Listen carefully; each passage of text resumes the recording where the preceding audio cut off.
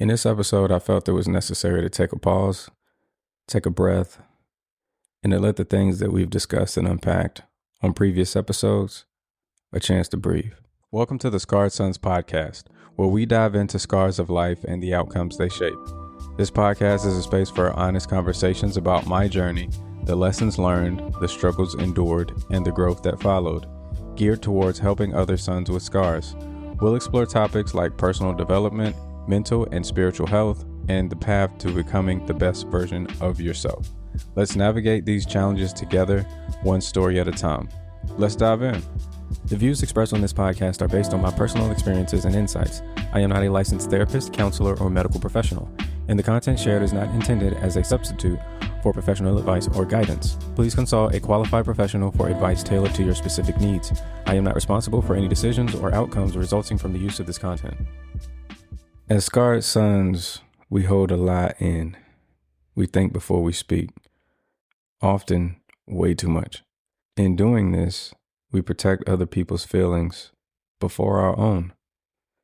Caring deeply about how others feel, making decisions to keep the peace, choosing silence instead of honesty, saying it's fine when it's really not, and carrying discomfort quietly.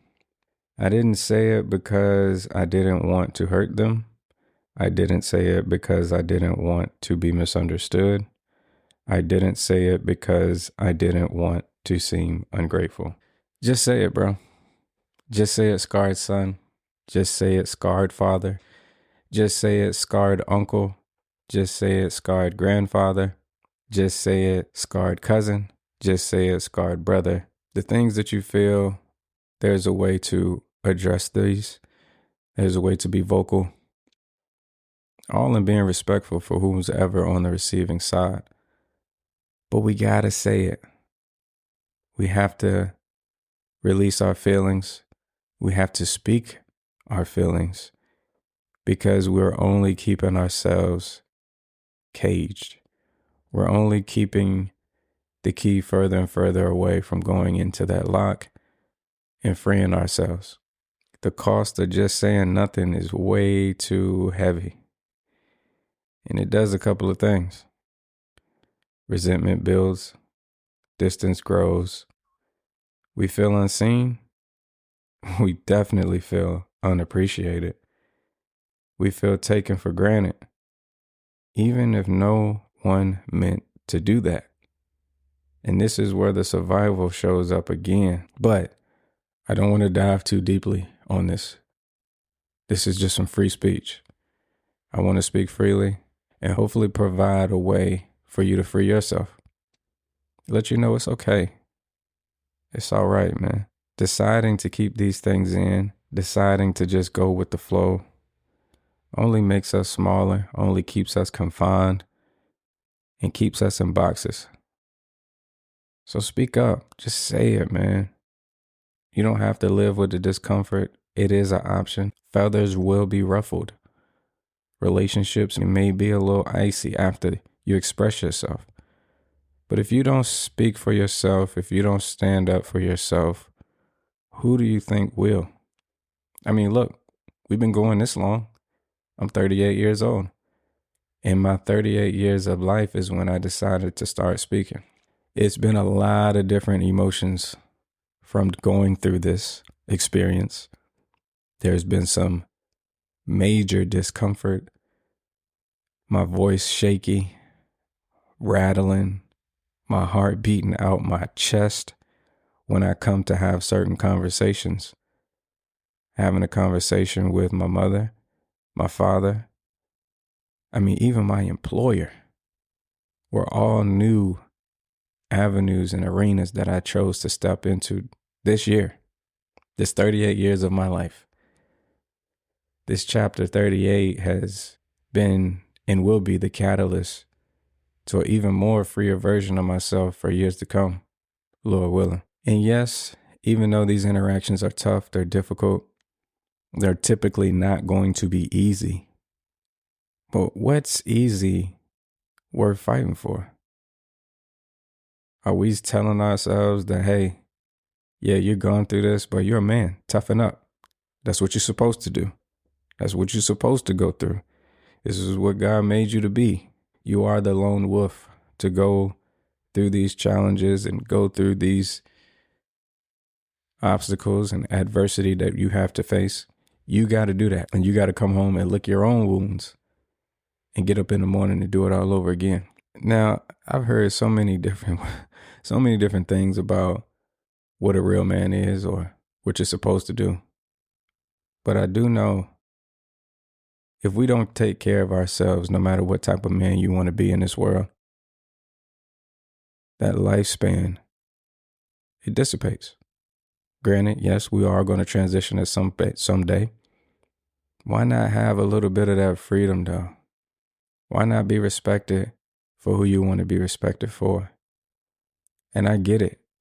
A lot of what we're dealing with, we were groomed to be. We didn't see our fathers speak in these different arenas. We didn't see our uncles go out on a limb and be fearless in some of these scenarios.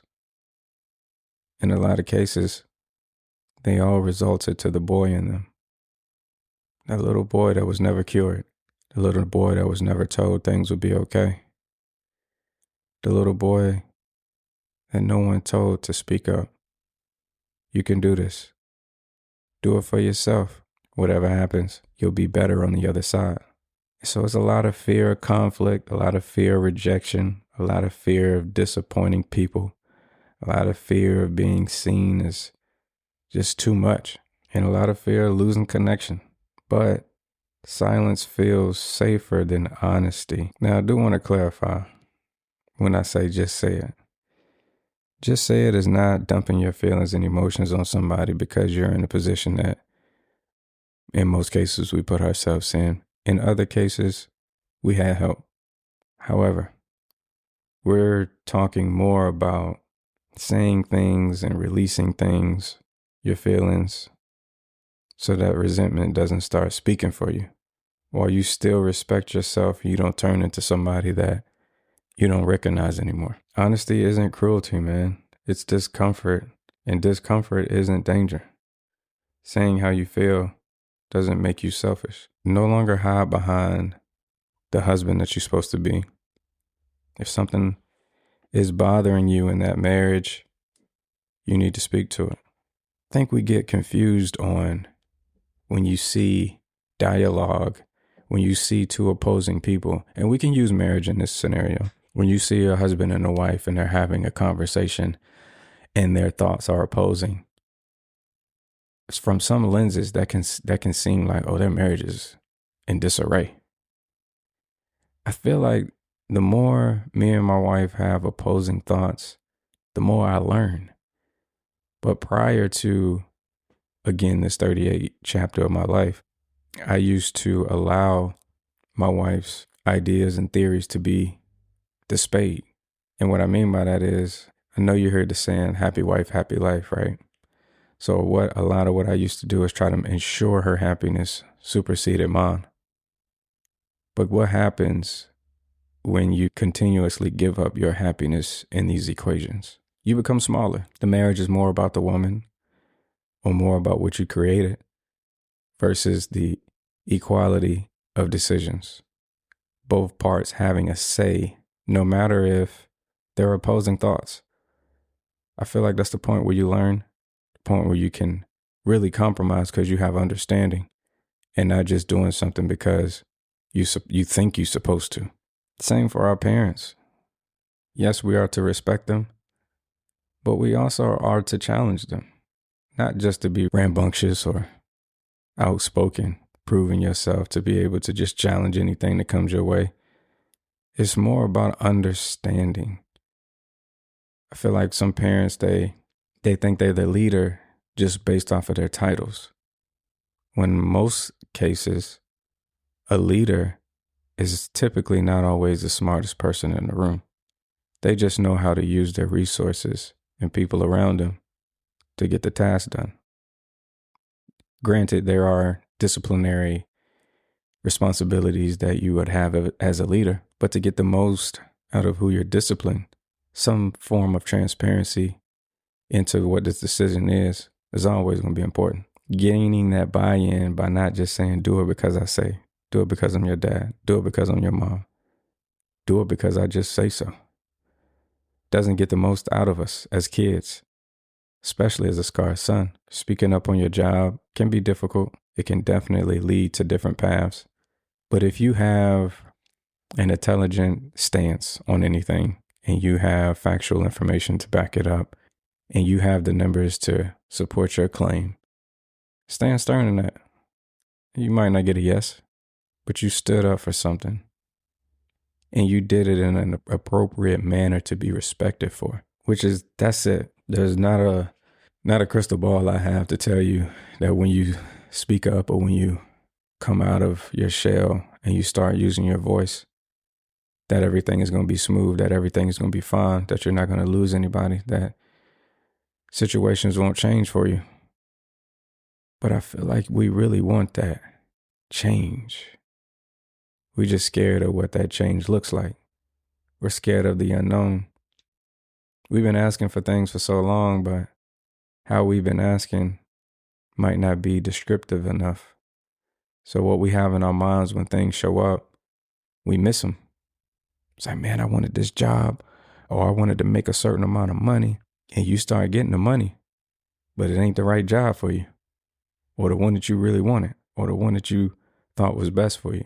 Just write down your vision and just make that thing plain. Make it simple, make it straightforward. You don't owe everyone's silence. You don't have to carry everything alone. Your feelings don't need to be perfect to be valid. Saying it doesn't mean it goes perfectly, but not saying it costs you something. If you've been holding it in, this is your permission to just say it. Get it off your chest. Start walking around with this thing with you. It is so difficult, man, walking around with this stuff on your chest. You can't even focus. And so many things start piling up on you, whether you can handle them or not. It gets too much for anybody. Overload equals explosion at some point. You overload something, you put too much weight on it, it will collapse.